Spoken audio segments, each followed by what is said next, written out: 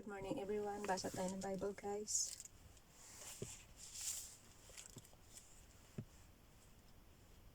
Mark 5:1 to Mark 5:21 to 43 and Numbers 12:13 and 14. Unahin natin ang Mark dahil mas maiksi.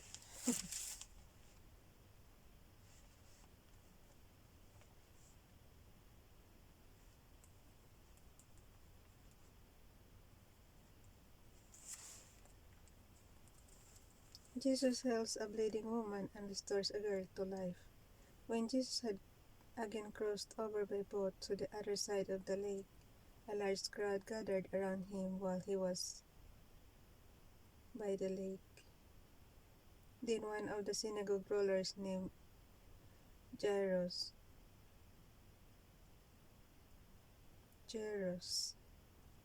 came there. Seeing Jesus, he fell at his feet and pleaded earnestly with him, "My little daughter is dying.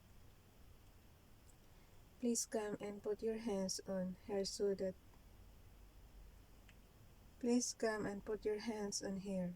that she will be healed and live." So Jesus went with him.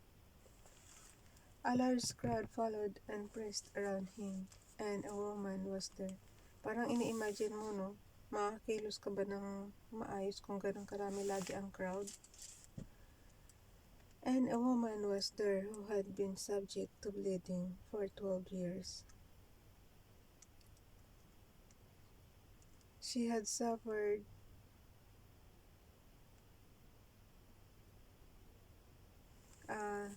so mayroong nagmamaawa na yung tatay nagmakaawa para mapagaling yung kanyang anak, pero mayroon namang babae doon na 12 years nang dinudugo. She had suffered a great deal under the care of many doctors. So kahit nung araw guys, marami ng doctors. Pero diba kahit naman first pwede siyang doktor. And had spent all she had, yet instead of getting better, she grew worse. When she heard about Jesus, she came up behind him in the crowd and touched his cloak.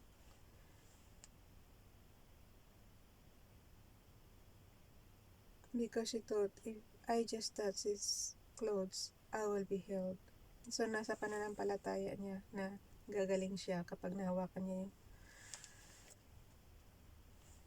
kahit cloak lang ni Jesus. Immediately her bleeding stopped, and she felt in her body that she was freed from her suffering. At once Jesus realized that power had gone out from him. He turned around in the crowd and asked, "Who touched my clothes?" "You see the people crowding against you," his disciples answered. "I need you can ask who touched me."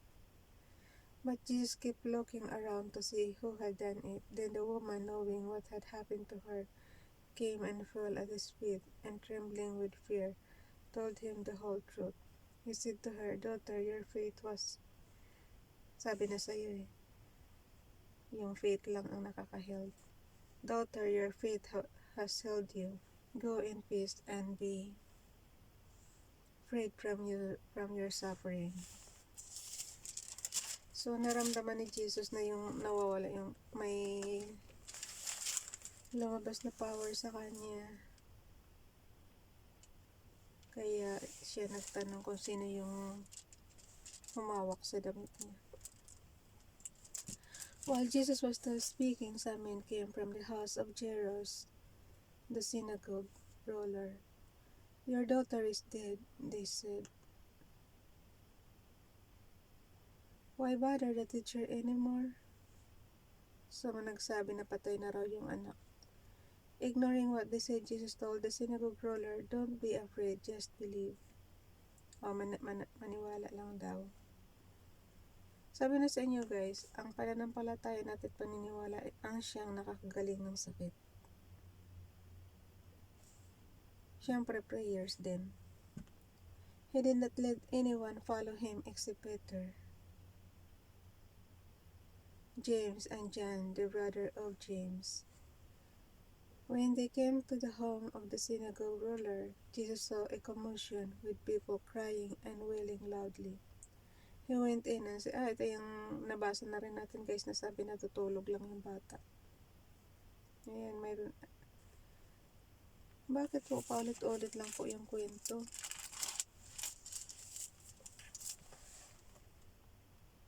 Mga matatapos natin ang New Testament, puro paulit-ulit lang kay Matthew. So, sa Matthew natin nababasa.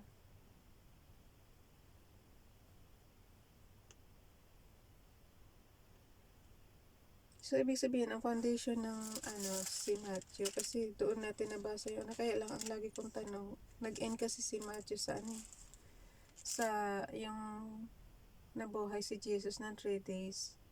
Kasama yung mga banal na nabuhay din sa kanya. Kasi nagkaroon ng earthquake, diba? Tapos yung mga tombs nagbukas. So, nabuhay yung mga banal doon.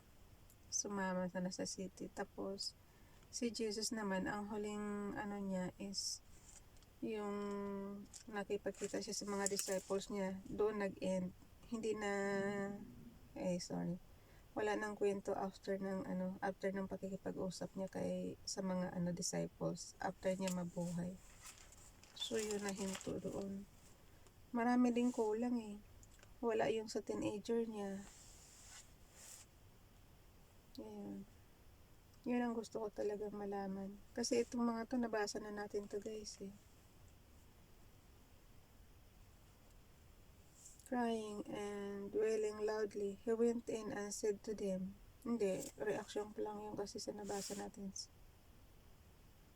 Parang bitin yung pag-end ng kwento.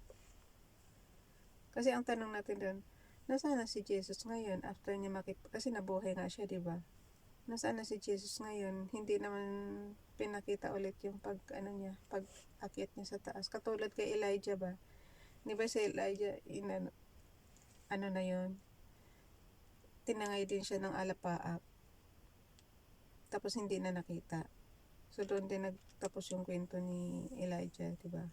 Pero si Jesus, nakipagkita siya sa mga disciples. Doon na rin siya nagtapos. Wala na. Why all this commotion and wail? So 39 guys.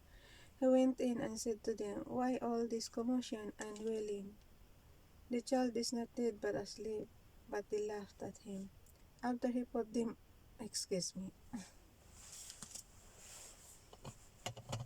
painom.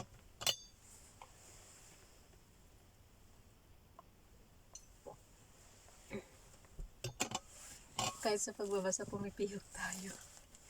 Sa pagbabasa, pumipihok na tayo. How much more sa kantahan. Kaya hindi tayo obra sa mga kantahan Yung simple pagbabasa natin, pumipihok na boses natin. After he put them all out, he took the child's father and mother and the disciples who were with him, and went in where the child was. He took her by the hand and said to her, Talitha kum. Talitha kum, which means little girl. So may natutunan na tayo. Talitha kum. Little girl ang tawag doon. I say to you, get up. Immediately the girl stood up and walked around. She was 12 years old. At this they were completely astonished. He gave strict orders not to let anyone know about this and told them to give her something to eat. So ayaw niyang malaman, pero nakasulat dito sa Bible guys. Mga sumusuway sa sinasabi ni Jesus. Tiyan mo. He gave strict orders not to let anyone know about this and told them to give her something to eat. Pero nakasulat sa Bible, nababasa natin, nalalaman din natin. Okay, dito na tayo sa Numbers.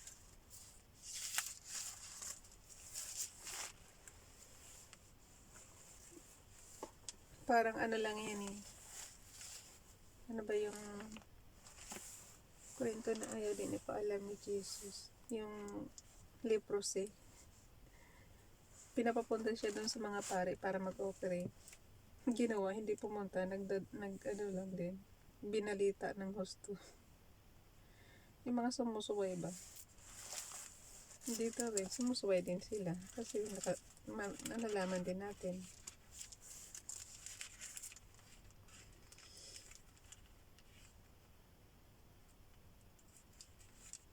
Five, 12, 13, and 14. Mahaba-haba guys. Huwag kang pipiyok. 12, 13, and 14.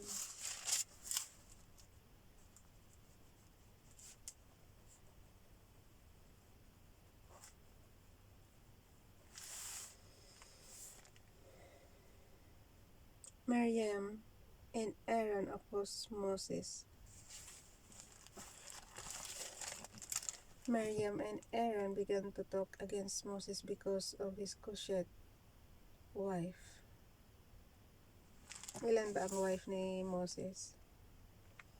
Sabi na sa'yo guys, pag ang lalaki, okay lang sa kanila mag-asawa ng marami. Pero ang babae, kinokondem nila pagka marami ng asawa. Di ba nung araw? Ay naano na ni Father God. Marami na siyang curses doon. Ay, kahit nga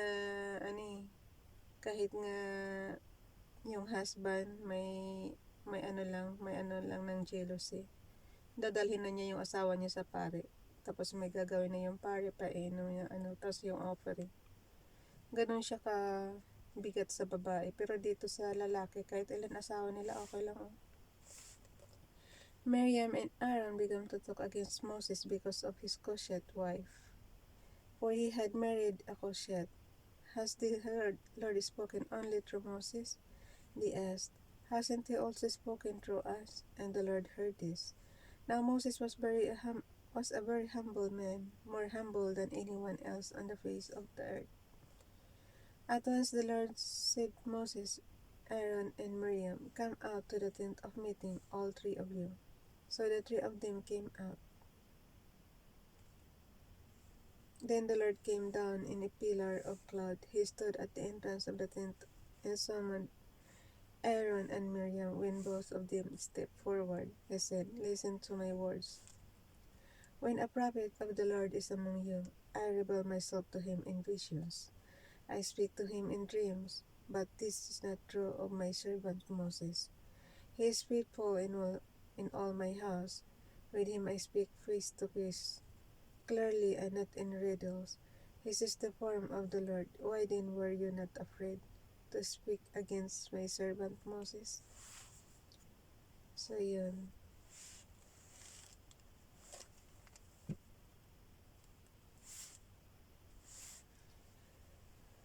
The anger of the Lord burned against them, and he left them. When the cloud lifted from above the tent, there stood Miriam leprous, like snow. Hala. Ayan na, may curse na si Miriam. Leprosy na. Aaron turned toward her and saw that she has leprosy. And he said to Moses, please, my Lord, do not hold against us the sin we have foolishly committed. Do not let her be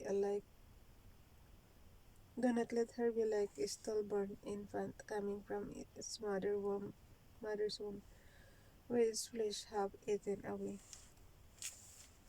So Moses cried out to the Lord, O God, please heal her. The Lord replied to Moses, if her father had spit in her face, would she not have been in disgrace for 7 days? Confine her outside the camp for 7 days. After that, she can be brought back. So yun. Iyaano si Miriam ng 7 days. Parang quarantine lang guys. So Miriam was confined outside the camp for 7 days, and the people did not move until she was brought back. Ayun, tiyan ko. After that, the people left Hazeroth and encamped in the desert of Paran. The spies inside rebellion, exploring Canaan. The Lord said to Moses, "Send some men to explore the land of Canaan which I am giving to the Israelites. From its ancestral tribe, send one of its leaders." Parang nung araw guys, pinamimigay lang yung kalupaan, pinapupunta naman sila sa land of Canaan. Yung binigay daw niya sa Israelites. Pero ngayon guys, hindi na talaga obra yung ganun. Basta ka nilang pupunta sa isang lupa. Kasi meron ng mamay-ari yan eh. Parang lang, i-squat mo yung lupa na hindi naman iyo. From its ancestral tribe, send one of its leaders. Sa generation natin ngayon ha. Pero kasi noon, tingnan mo, binibigay lang ni Father God. Kung sa atin ngayon yan, mayayaman na rin tayo, no? Meron mo yung lupa libre. Ang mahal-mahal mo. From its ancestral tribe, send one of its leaders. So at the Lord's command, Moses sent them out from the desert of Paran. All of them were leaders of the Israelites. These are their names. From the tribe of Reuben, Shammua, son of Zaccur. From the tribe of Simeon, Shaphat, son of Hori.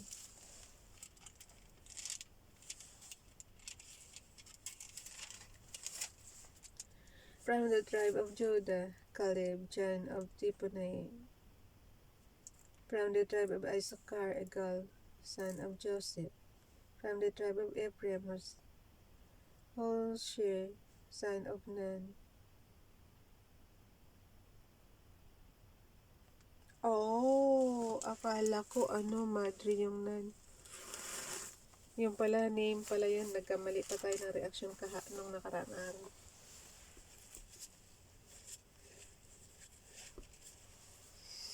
Akala ko guys, oh no. Ano ba talaga? Si Joshua guys.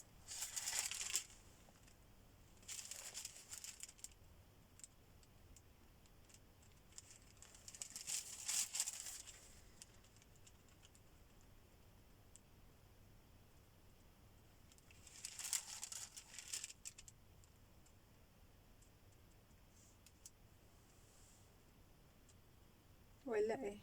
Nakalimutan ko na.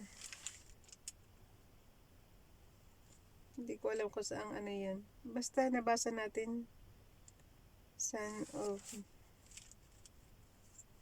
Akala ko madre.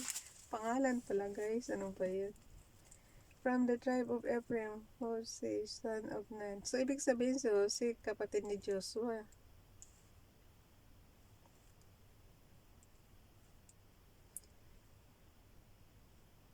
N-U-N akala ko kahapon, anak siya ng madre. Yan pala pangalan, no? Sa mga tribe guys. Sorry. Tao lang. Makapag-reaction eh. From the tribe of Benjamin, Palti, son of Repu. From the tribe of Zebulun, Gadiel, son of Sodi. From the tribe of Manasseh, tribe of Joseph, Gadi, son of Joseph. So si Manasseh pala tribe ni Joseph. Kasi si Ephraim tsaka si Manasseh guys, magkapatid yan. Anak yan ni Joseph. From the tribe of Dan, Amiel, son of Gimeli. From the tribe of Asher, Zithor, son of Michael. From the tribe of Naphtali, Nabi, son of Bupsi. From the tribe of Gad, Gul, son of Maki. These are the names of the men Moses sent to explore the land. Moses gave Hoshea, son of Nun, the name Joshua. Ito. Akala ko magkapatid naman si Joshua tsaka ano ba yan? Yung pala si Hoshea, son of Nun, the name Joshua. So, Masasabi ko lang guys, magkapatid si Jose at si Joshua kasi nabasa ko yun. Yung pala, ang pangalan pala talaga niya is Joshua. Kita mo pag hindi mo siya basahin ng tuloy-tuloy, sigurado magre-reaction ka ng mali katulad ng reaction ko kahapon. Talaga lang, sorry talaga.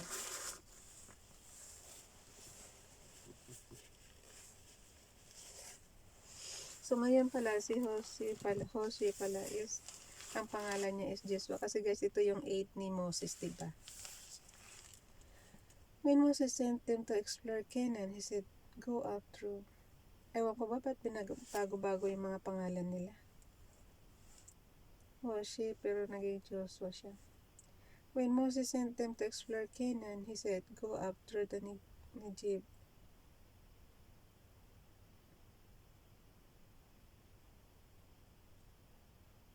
Go up through the Negev and onto the hill country.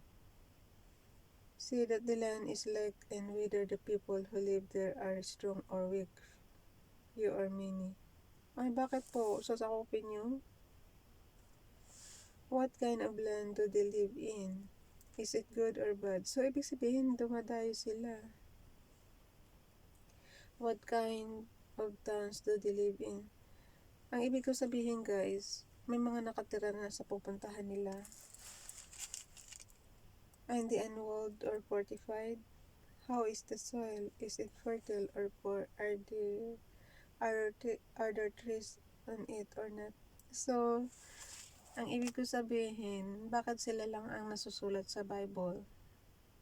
Kung yung pupuntahan nila is may mga tao nang nauna sa kanila. Diba? Kanginong angkan ng mga yun. Kasi itong nakasulat sa Bible, angkan ito ni Israel eh. Are they unwalled or fortified? How is the soil? Is it fertile or poor? Are there trees on it or not? Do your best to bring back some of the fruit of the land. It was the season for the first ripe grapes. So they went up and explored the land from the desert of Sin as far as Rehob, toward Lebo-Hamath. They went out through the Negev and came to Hebron. Or may mapa ko dito eh.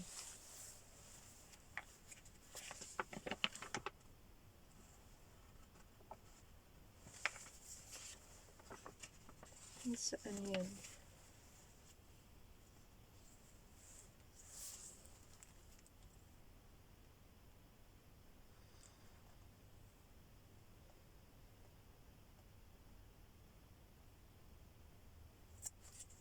Negev, Hebron.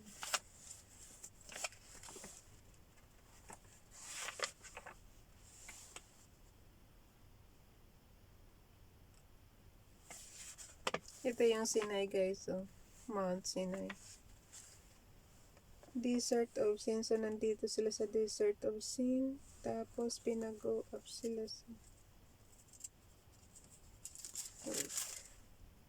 sa Canaan na, diba? Pinapapunta sila sa Canaan. Tapos, pero ang layo-layo nila, oh. Sa Sinai sila, diba? Tapos, pupunta sila sa ano yan? By walk lang? Naglalakad lang sila? Pupunta sila sa Canaan.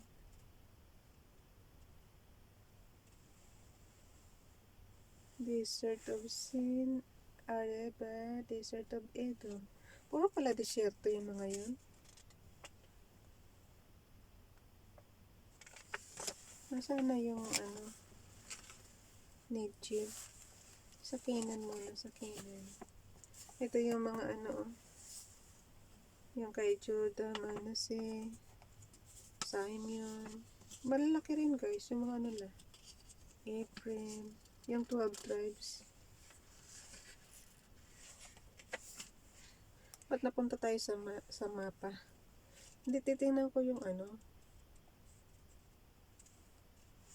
titingnan ko yung Canaan. Exodus and conquest of Canaan. Nasaan yung Canaan dito? Blue. Nasa blue siya. Blue ang line. Ayun, Canaan. Pinapapunta sila from Canaan.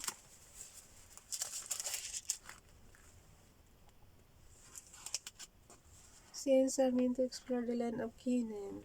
Tapos, pinapag-go up sila sa... Yung mapa ko, guys.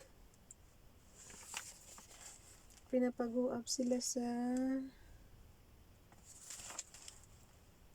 Saan na? Natanggal kasi ito eh. Kaya, pwedeng i-ano.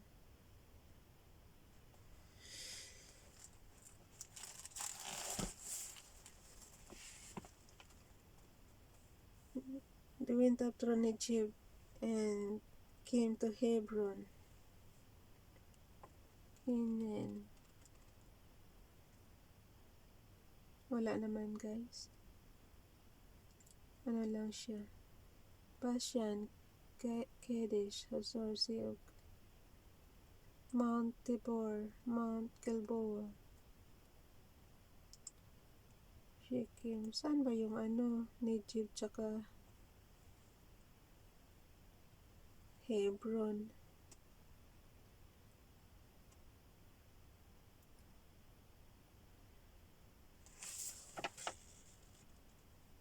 Jordan River.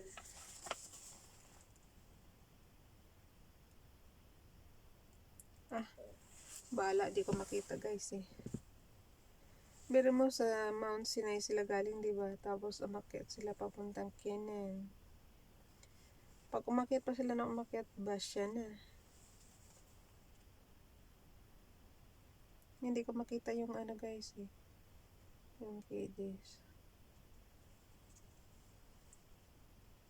Kaano lang nila, katabi lang ng Desert of Sin. Wala, hindi ko makita yung sinasabi nitong Egypt. Yan na. Ito yung 12 tribes. Ito yung nandito sila sa Desert of Sinai. Tapos pupunta sila doon sa Canaan. Sa Canaan.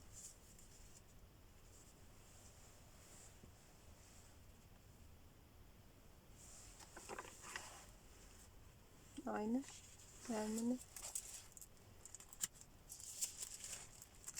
Pampahaba lang ng oras eh. Ayun no. Lapit na tayo mag 30 minutes.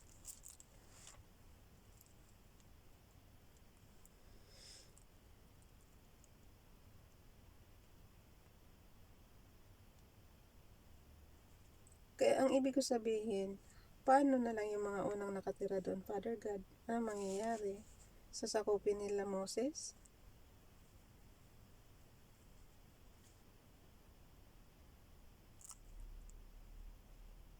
Mabasa na tayo, guys.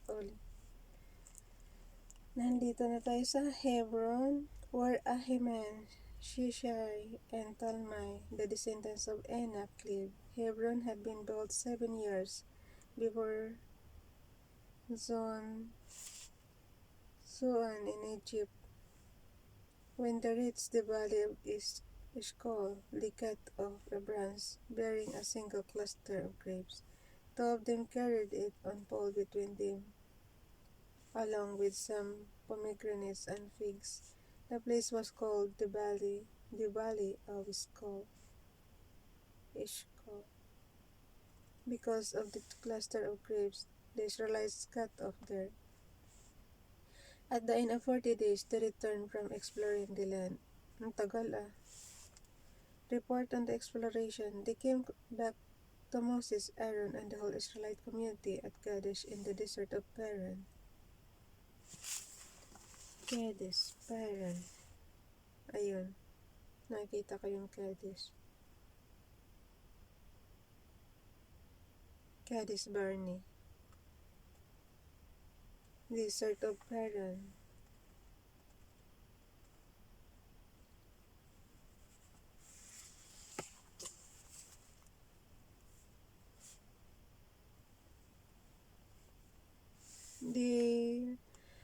There they reported to them and to the whole assembly and showed the command.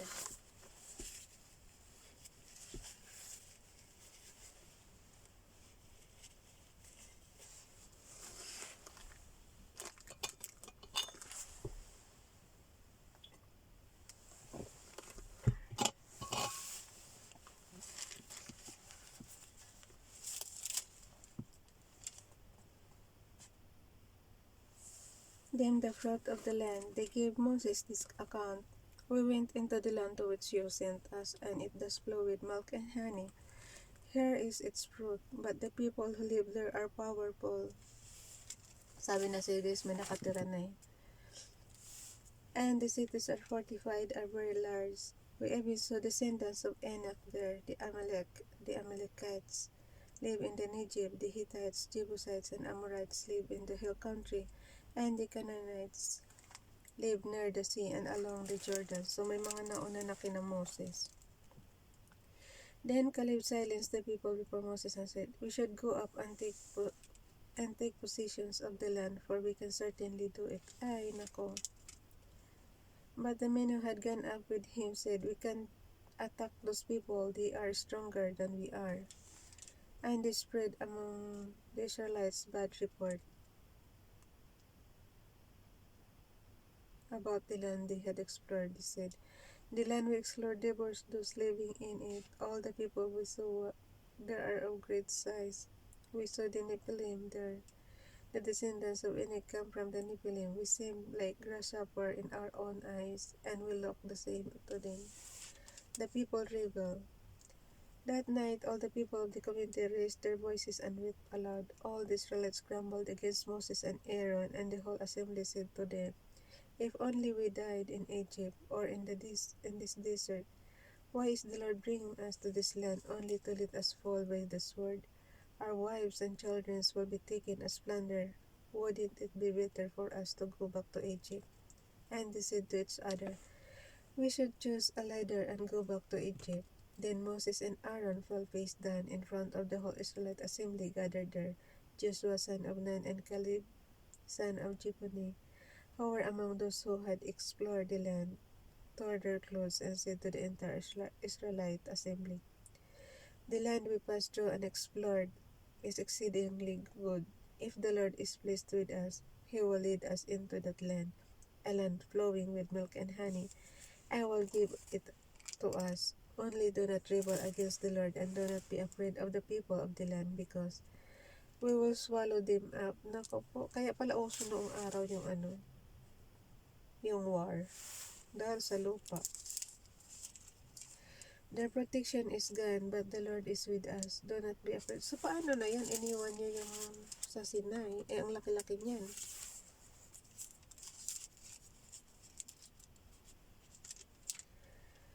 "Their protection is gone, but the Lord is with us. Do not be afraid of them." But the whole assembly talked about stoning them.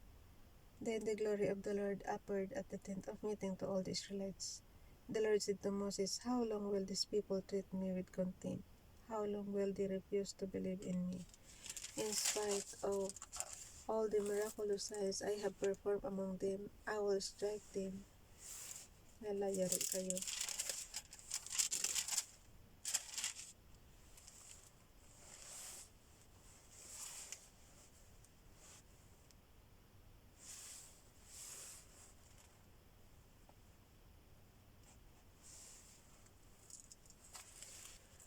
All the miracles I have performed among them, all the miraculous signs I have performed among them, I will strike them down with plague and destroy them. Naku po, di maubos yung tao. "But I will make you into a nation greater and stronger than they." Moses said to the Lord, "Then the Egyptians will hear about it. By your power you brought these people up from among them, and they will tell the inhabitants of this land about it. They have already heard that you, O Lord, are with these people, and that you, O Lord, have been seen face to face, that your cloud stays over them, and that you go before them in a pillar of cloud by day and a pillar of fire by night. If you put these people to death all at one time, the nations who have heard this report about you will say, 'The Lord was not able to bring these people into the land he promised.'" Bilis na guys. "He promised them on oath, so he slaughtered them in the desert. Now may the Lord's strength be displayed, just as you have declared. The Lord is slow to anger, abounding in love and forgiving sin and rebellion, yet he does not leave the guilty unpunished." He punishes the children for the sin of the fathers to the third and fourth generation. In accordance with your great love, forgive the sin of these people just as you have pardoned them from the time they left Egypt until now. The Lord replied, I have forgiven them as you asked. Pero ang daming na namatay sa plague, guys. Naalala nyo yung kwento na binasa natin na kumain sila ng yung nag-craving sila ng meat tapos hindi pa kanila na-consume, nagkaroon ng plague, namatay na sila.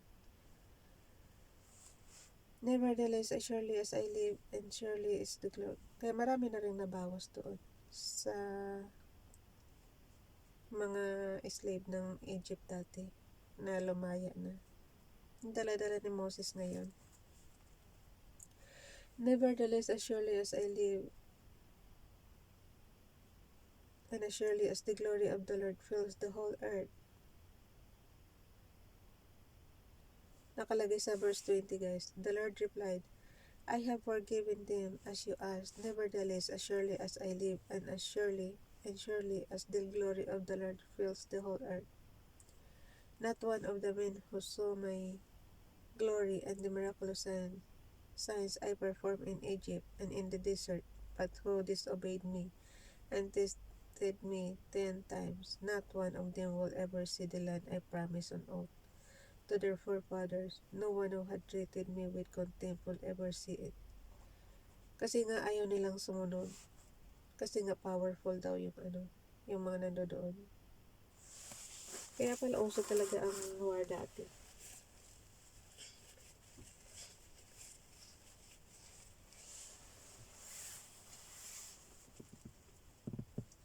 But because my servant Caleb has a different spirit and follows me wholeheartedly, I will bring him into the land he went to, and his descendants will inherit it. Since the Amalekites and Canaanites are living in the valleys, turn back tomorrow and set out toward the desert along the road to the Red Sea. Ayun. So, sa halip na sila, aakyat sila doon sa Canaan na sila, diba? So, babalik sila dito sa Red Sea.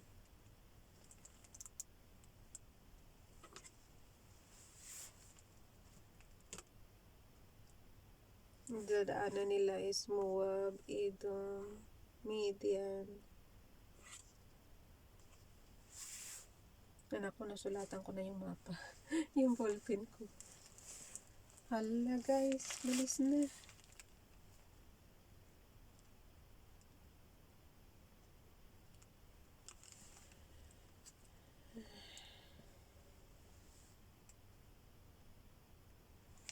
Turn back tomorrow and set out toward the desert along the road to the Red Sea.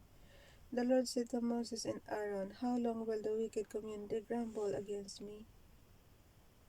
I have heard the complaints of these grumbling Israelites, so tell them, as surely as I live. Ang hirap kasi talaga mamuno.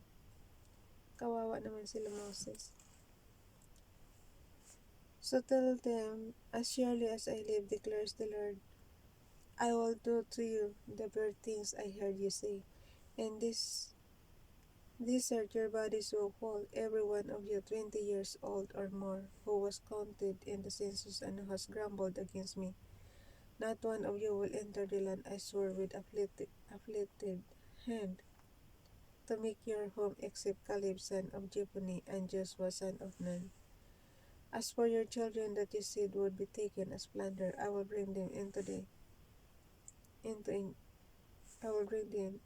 to enjoy the land you have rejected, but you, your bodies will fall in the desert. Your children will be shepherds here for 40 years, suffering for your unfaithfulness. Ang tagal. Until the last of your bodies lies in the desert. For 40 years, 1 year for each of the 40 days. 1 year for each of the 40 days. You explore the land. You will suffer for your sins and know what it is like to have me against you. I, the Lord, have spoken. I will surely do these things to this whole wicked community which is banded together against me. They will meet their end in this desert.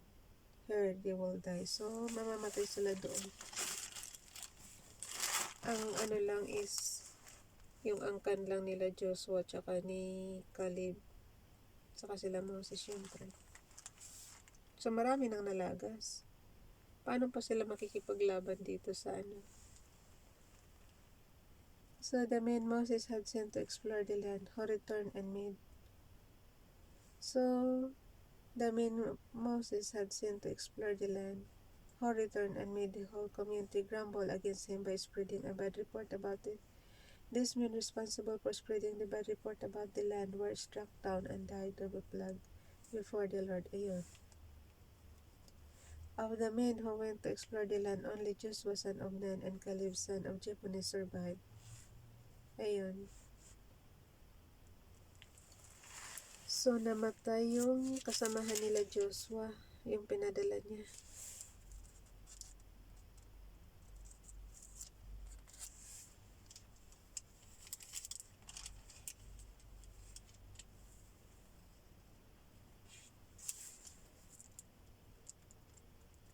So,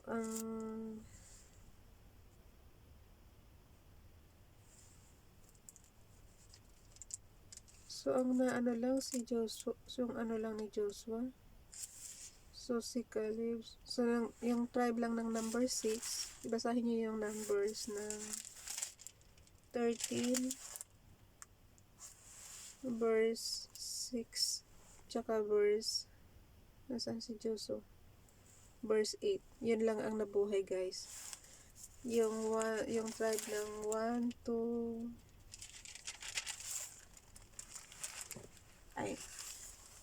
yung tribe ng, kasi marami pinadala, diba? 1, 2, 3, 4, 5, 6. 1, 2, 3, 4, 5, 6, 7, 8, 9, 10. Sa 10 tribe,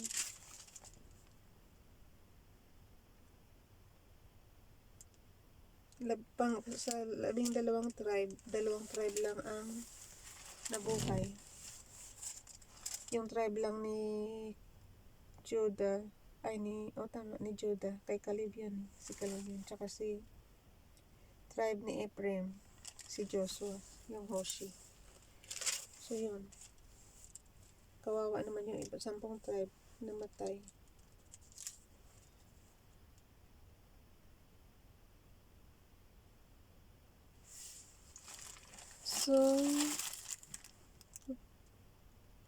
So, the men Moses had sent to explore the land. Sa 36, guys, ulitin natin. So, the men Moses had sent to explore the land, who returned and made the whole community. Maganda kasi, guys, intindihin mabuti.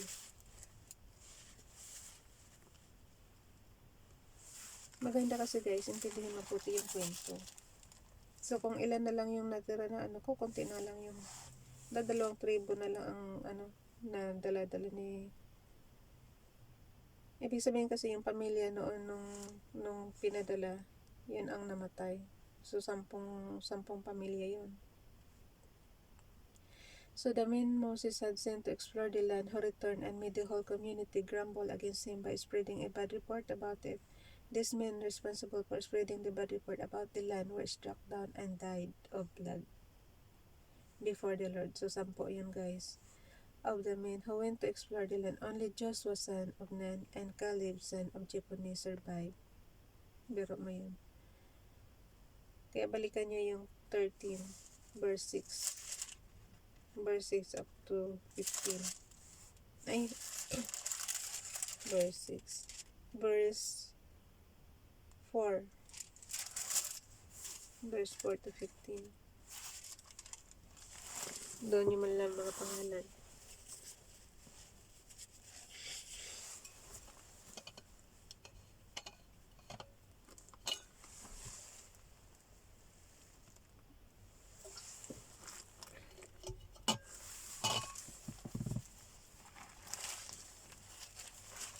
Para lang ako nagbabasa ng Para lang ako nagbabasa ng storybook. Imagine niyo kasi kung anong binabasa niyo. When Moses reported this to all the Israelites, they mourned bitterly. Early the next morning they went up toward the high hill country. "We have sinned," they said. "We will go up to the place the Lord promised." But Moses said, "Why are you disobeying the Lord's command? This will not succeed.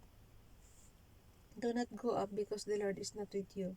You will be defeated by your enemies." For the Amalekites, pinapababa na nga sila doon sa papuntang Red Sea. But Moses, "Why are you disobeying the Lord's command? They will not succeed. This will not succeed. Do not go up because the Lord is not with you. You will be defeated by your enemies. For the Amalekites and Canaanites will face you there because you have turned away from the Lord. He will not be with you, and you will fall by the sword." Nevertheless, in the presumption they went up. Hala, talaga matigas ang ulo. Toward the high hill country, though neither Moses nor the ark of the Lord's covenant moved from the camp. Then the Amalekites and Canaanites who lived in that hill country came down and attacked them and beat them down all the way to Hormah. Ay, nako.